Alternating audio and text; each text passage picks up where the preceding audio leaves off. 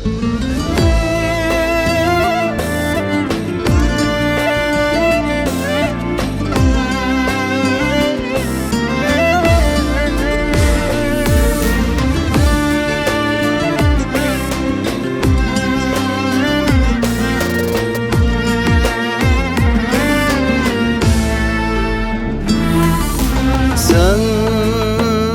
yar demek, can demek, aşk demek. Sen ömrüme bahar demek, yaz demek.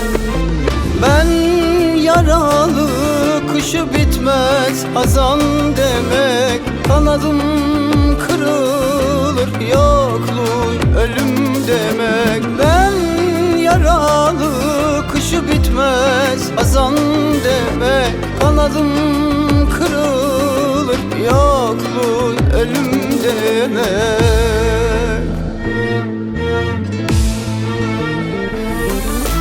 Gün geceye, söz heceye, ben sana mecbur. Toprak suya, kış bahara, ben de sana mecbur. Gün geceye, söz heceye, ben sana mecbur. Toprak suya, kış bahara, ben de sana mecbur. Yoklukla geldik bugüne. Ayakta kalmak için çok bedeller ödedik. Hayat bizim için acımasız bir savaştı. Ve düşman her yerdeydi. Biz onların fitnelerini ve oyunlarını her kulvarda bozduk. İhtiras içinde düşmemizi beklediler, düşmedik. Yenilmemizi beklediler, yenilmedik. Ve şimdi sıra sende. Sen de sana yakışanı yap.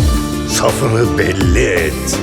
Ellerinden tut, bırakma ve yanımda dur.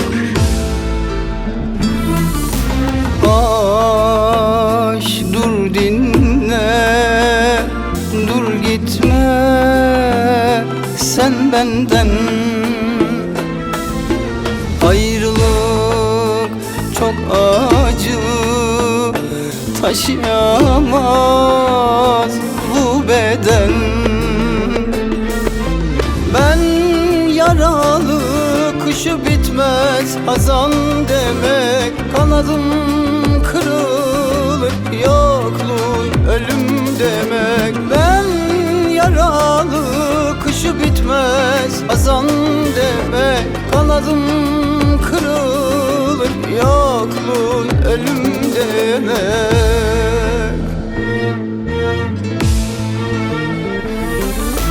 Gün geceye, söz heceye, ben sana mecbur.